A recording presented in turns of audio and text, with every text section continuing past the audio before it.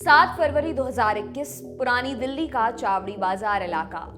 Police ने हौज काजी थाने के चावड़ी बाजार इलाके में चल रहे एक फर्जी अंतर्राष्ट्रीय टेलीफोन एक्सचेंज का पर्दाफाश किया। विदेश से आने जाने वाली 2 लाख से ज्यादा कॉल्स यहां रोज मैनेज होती थी। इससे सरकार को लगती थी करोड़ों की चपत। एक्सचेंज का मालिक जुल्फिकार गिरफ्तार। 27 मई 2021 दिल्ली एनसीआर का शहर नोएडा। अवैध टेलीकॉम एक्सचेंज चलाने वाला ओवैस आलम पुलिस की गिरफ्त में आया। मास्टरमाइंड ओवैस सेक्टर 62 के आइथम टावर, सेक्टर 63 और मुरादाबाद में अपने घर से फर्जी टेलीफोन एक्सचेंज के नेटवर्क को चला रहा था। हर दिन में सरकार को 25 से 30 लाख रुपए की लगती थी चपत। 7 जुलाई 2021 नई दिल्ली में संसद भवन और लाल किले के आसपास का इलाका। सुरक्षा एजेंसियों ने किया अवैध टेलीफोन एक्सचेंज का भंडाफोड़। राजधानी दिल्ली में चलाए जा रहे इस अवैध टेलीफोन एक्सचेंज से सरकार के रेवेन्यू को होता था भारी नुकसान। इस अवैध टेलीफोन एक्सचेंज की मदद से खुफिया एजेंसियों को चकमा भी दिया जाता था। ये 3 खबरें तो सिर्फ इस साल की हैं। अगर आप गूगल सर्च करेंगे तो आपको फर्जी टेलीफोन एक्सचेंज से जुड़ी कई खबरें मिल जाएंगी। आज हम आपको बताएंगे कि आखिर क्या है ये फर्जी टेलीफोन एक्सचेंज और क्यों ये देश की सुरक्षा एजेंसियों के लिए सिरदर्द बने हुए हैं। पहले टेलीफोन एक्सचेंज का थोड़ा सा सिस्टम समझते हैं। साल 2019 में एक मूवी आई थी द वास्ट ऑफ नाइट। ये साइंस फिक्शन थ्रिलर एक दूसरी ही दुनिया में ले जाती है। कहानी सन 1950 की है, जिसमें एक्ट्रेस सियरा मैक्रॉमिक ने एक डैशबोर्ड टेलीफोन ऑपरेटर का किरदार निभाया है। लोगों के फोन कनेक्ट करते वक्त उन्हें फोन लाइन पर अजीब अजीब आवाजें सुनाई देने लगती हैं। इसके बाद की पूरी कहानी ही मजेदार है। इस फिल्म को Amazon प्राइम पर देखा जा सकता है। हमारे लिए इस मूवी से एक ही काम की चीज फिलहाल निकलती है, टेलीफोन डैशबोर्ड के काम करने का तरीका। 50 और 60 के दशक में जब किसी को भी फोन करना होता था तो ये काम सीधे मुमकिन नहीं था। पहले ऑपरेटर को फोन करना होता था। वो अपने हाथ से बताए हुए नंबर पर तार का प्लग लगाकर फोन कनेक्ट करता था। इस दौरान वो बातें भी सुन सकता है। भारत की बात की जाए तो 80 के दशक तक कुछ ऐसा ही यहाँ चला। 90 का दशक आते आते ऑपरेटर का सिस्टम लोकल कॉल के लिए खत्म हुआ, लेकिन लंबी दूरी के लिए ऐसा ही सिस्टम चलता रहा। इसे ट्रंक कॉल कहते थे और इसके लिए ऑपरेटर से बात करके बुकिंग करानी होती थी। जब लाइन खाली होती तो ऑपरेटर बात कराता था। ये कहानी हम आपको इसलिए बता रहे हैं कि आपको पता रहे कि टेलीफोन एक्सचेंज का सिस्टम कैसे आगे बढ़ा। फिर आया कंप्यूटर। कंप्यूटर ने आते ही सब कुछ बदल दिया। टेलीफोन एक्सचेंज सिस्टम में इंसानी दखल पूरी तरह से खत्म हो गई। सब काम ऑटोमेटिक तरीके से यहाँ होने लगा। मतलब आपके इलाके में एक एक्सचेंज था जहाँ अपने आप वो काम होने लगा जो पहले ऑपरेटर करते थे। इंसान का काम कम हुआ और कॉल करना ज्यादा आसान हो गया। अब ये सिस्टम पूरी तरह शबाब पर पहुंचा ही था कि इंटरनेट का धमाका हुआ। अभी जहां देश भर को कनेक्ट करना ही मुश्किल हो रहा था, वहीं दुनिया एक गांव बन गई। ग्लोबल विलेज का कॉन्सेप्ट आ गया। इंटरनेट के जरिए कहीं से कहीं कॉल करना मुमकिन हो गया। ये सुविधा तो अच्छी थी, लेकिन इससे सरकारी कंपनियों का एकाधिकार खत्म हो रहा था। लोकल और एसटीडी यानी देश भर में फोन का मामला तो पूरी तरह से ही सरकार के हाथ से चला गया। लेकिन विदेशों में कॉल करना और रिसीव करना अब भी सरकार के ही जिम्मे था। ऐसा होना जरूरी भी था क्योंकि इससे नेशनल सिक्योरिटी का मामला भी जुड़ा हुआ था। ये साल 2000 के आसपास का दौर था। विदेशों से आने वाले कॉल को लेकर टेलीकॉम ऑपरेटर निश्चित कर दिए गए। एक international launch system ILD policy बनाई गई। इस पॉलिसी के तहत कोई भी प्राइवेट कंपनी ILD लाइसेंस लेकर विदेशों से कॉल की सेवा शुरू कर सकती है। इसके लिए एक निश्चित लाइसेंस फीस और हर कॉल पर सरकार को एक निश्चित फीस भरनी पड़ती है।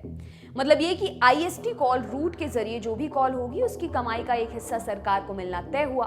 इसके अलावा इस रूट से आने वाले कॉल आराम से ट्रेस भी किए जा सकते हैं, इसलिए देश की सुरक्षा के लिहाज से भी ये काफी सेफ था। अब जरा सोच कर देखिए कि यदि कोई पूरे ISD सिस्टम को ही इंटरनेट से जोड़ दे तब क्या होगा। मतलब कॉल सरकार के ISD वाले रूट से ना जाकर इंटरनेट वाले रूट से जाए। इससे ना तो सरकार को पैसा मिलेगा और ना ही इसका अता पता चलेगा कि किसकी कॉल आई और किसकी गई। बस यहीं से खुलता है फर्जी टेलीफोन एक्सचेंज का दरवाजा। फर्जी टेलीफोन एक्सचेंज से सरकार को कैसे चपत लगती है, इसे एक उदाहरण से समझते हैं। मान लीजिए आपको कार के जरिए दिल्ली से आगरा जाना है। इसके लिए आप यमुना एक्सप्रेसवे पकड़ते हैं। तरीका ये कि आप ग्रेटर नोएडा के आगे पड़ने वाले टोल से एंट्री लें और आगरा के पास पड़ने वाले टोल से बाहर निकल जाएं। इस दौरान आप ग्रेटर नोएडा पर कार के लिए तकरीबन 400 रुपए टोल टैक्स भरते हैं और आगरा में जब बाहर निकलते हैं तो वहां ये सुनिश्चित कर लिया जाता है कि आपने टोल भरा है। अब अगर कोई इन 2 टोल नाकों से बचने का रास्ता निकाल ले, वो सिर्फ 200 रुपए लेकर एक्सप्रेसवे के टोल नाकों से बचाते हुए आगरा पहुंचा दे, तो बस यही काम फर्जी टेलीफोन एक्सचेंज करते हैं। सरकार की आधिकारिक अंतर्राष्ट्रीय लाइन से ना जाकर इंटरनेट के जरिए फोन से बात करवाते हैं। अब जान लेते हैं कि फर्जी टेलीफोन एक्सचेंज कैसे बनता है। इसके लिए मुख्य रूप से 3 तरीके के इंस्ट्रूमेंट की जरूरत पड़ती है: सिम कार्ड राउटर, एमडीएन पोर्ट और एथरनेट। इनके जरिए आईएसडी कॉल को लोकल कॉल में बदला जा सकता है। मतलब न बीएसएनएल को पता चलेगा और वीएसएनएल को कि कॉल कहां से और किसने की है। इन तीनों में एमडीएन पोर्ट और एथरनेट तार वाले इंटरनेट नेटवर्क को सिम कार्ड राउटर से जोड़ने के काम आते हैं। हालांकि सबसे नायाब इंस्ट्रूमेंट्स हैं सिम कार्ड राउटर या सिम बॉक्स। 3-4 सिम कार्ड लगाने वाला सिम बॉक्स तो आराम से ऑनलाइन मिल जाएगा, लेकिन सैकड़ों सिम कार्ड लगाने वाले सिम बॉक्स तस्करी के जरिए ही देश में पहुंचते हैं। इन सिम बॉक्स में 100-200 सिम लगाए जाते हैं। ये सभी सिम फर्जी डॉक्यूमेंट पर लिए लोकल सिम होते हैं। सिम बॉक्स को इंटरनेट से कनेक्ट कर दिया जाता है। अब सिम बॉक्स का काम समझते हैं। ये इंटरनेट के जरिए आने वाली किसी भी कॉल को लोकल कॉल में बदल कर आगे ट्रांसफर कर देता है। अगर किसी को ओमान से बनारस के किसी गांव में मौजूद किसी नंबर पर बात करनी है तो इसका एक तरीका तो ये है कि वो सीधे मोबाइल से नंबर मिलाए और 15 से 20 रुपए प्रति मिनट कॉल रेट के हिसाब से पैसा भरे। ये सरकारी रूट से कानूनी तरीका है। इससे कमाई का एक हिस्सा सरकार के पास जाएगा और दूसरा सर्विस प्रोवाइडर के पास। दूसरा तरीका ये है कि किसी फर्जी टेलीफोन एक्सचेंज के जरिए फोन किया जाए। इसमें 5% से कम रेट पर बात हो जाएगी।